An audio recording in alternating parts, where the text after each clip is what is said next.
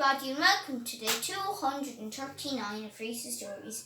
And today I'm going to be reading you the first chapter in this book called Mony MacMone the Accidental Hero, and written by Ray Flannery.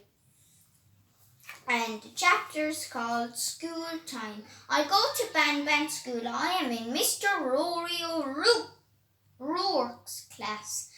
He is nice most of the time, but he is always borrowing our pens in class and has this amazing talent of not giving them back. I reckon he has a room in his house that is full of pens and nothing else. He has at least 4 belonging to me, and I even have my name on them. I sit beside my bestest friend in the world in school. His name is Willie McWhinge, but we all call him Whingy. He does whinge a little about things. Sometimes, actually, when I think about it a lot of the time, my mom reckons we would be friends forever because we are so alike. I have no idea what she means.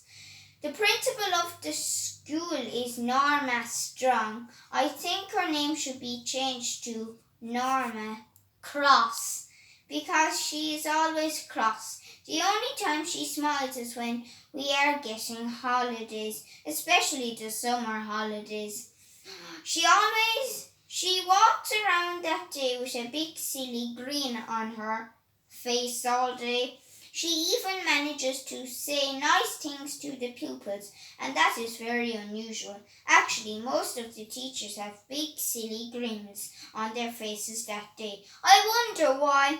Sometimes Mrs. Strong puts on those gloves that mums wear in the kitchen, you know, the big pink or yellow ones. She walks around the school running her hand on the top of the lockers looking for dust. The one thing you don't want to be sent to her office, because then you are in big trouble, and I mean big. Just ask Pete Roberts, aka Pug. One of the many times that Pete Roberts got sent to Miss Strong's office, she got extremely cross with him. She had a small pair of pink gloves which she handed to Pete. He just looked at them. He had no idea what they were for. He soon thought. She handed him a black sack and pointed outside towards the yard. Out you go and pick up every piece of paper lying in the yard. If you happen to fill the sack, come back in and I will give you another one. Pete just took the bag and shuffled out to the yard. It was at least 2 weeks before he got himself into trouble again. Our school has both boys and girls in it. I don't like girls. They are just so silly. They are always screaming at each other over silly things like their favourite pop star on an actor. If they are not screaming to each other, they are going around singing some song together. I swear if I hear "Let It Go" much more, I would start screaming too. I hate that song so much. I don't even want to sit beside one of them, especially Laura Little. She is such a pain. She is always brushing her long hair and looking at herself in a little mirror that she keeps in her school bag. She actually thinks she is a princess and that she is going to be really famous someday and get married to some rich footballer or pop star or actor. I don't think so somehow. The one boy in the class that nobody likes is Pete Roberts. I am not being mean when I say that.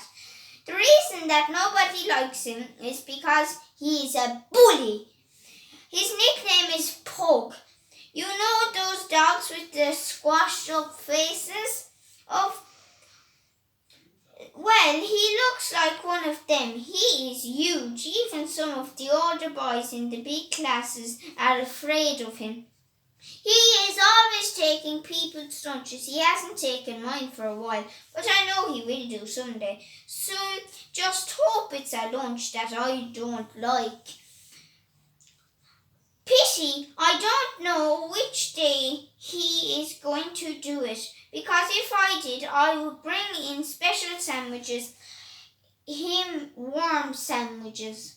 I bet he wouldn't come looking for my lunch again for a long, long time. Only last week, Willie brought in a new pencil that his dad had bought him. Pete saw it and just broke it into two pieces off the desk. I looked at Willie. He looked at his pencil. His chin started quivering, and then the waterworks started. Mr. O'Rourke hadn't seen Pete break the pencil, but when he saw the pencil and Wingy's tears, he just pointed to the door. Pete didn't even wait to be told. He just headed straight to Miss Strong's office. Pete was nearly in Miss Strong's office more than Mr. Strong. In fact, Pete was one of the only students that Mr. Strong knew, just by the way he knocked on the door as soon as she heard his unique tap, tap, tap at her door. She would just call out, "What trouble are you in today, Pete?"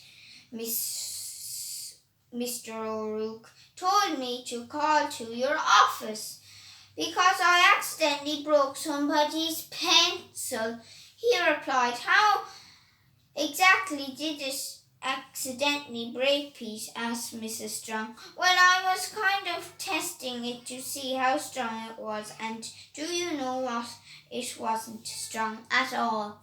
Mrs. Strong simply shook her head. She had heard it all before. "You will buy a new pencil from your pocket money and give it to the boy whose pencil you broke," she said. "I don't want to see you back in this office for at least a month.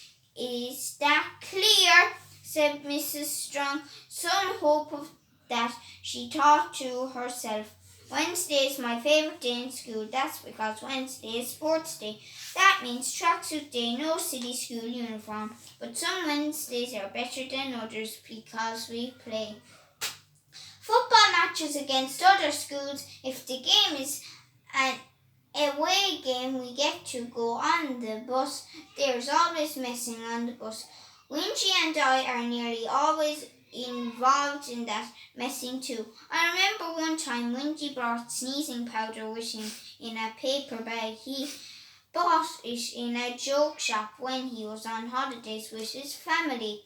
He was only going to throw it at one or two of the boys, but unfortunately for everybody on the bus, he tripped as he was heading to his seat. The bag went up into the air and the powder went everywhere.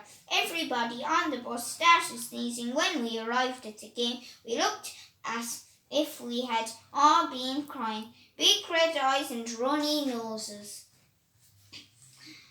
everywhere. The best thing about an away game is we usually don't get any homework that day. Coach Ferguson reckons it is a reward for playing for the school. In a few weeks' time, we will be playing in the school's final. I hope we win, and if we win the final, we will have no homework for a week.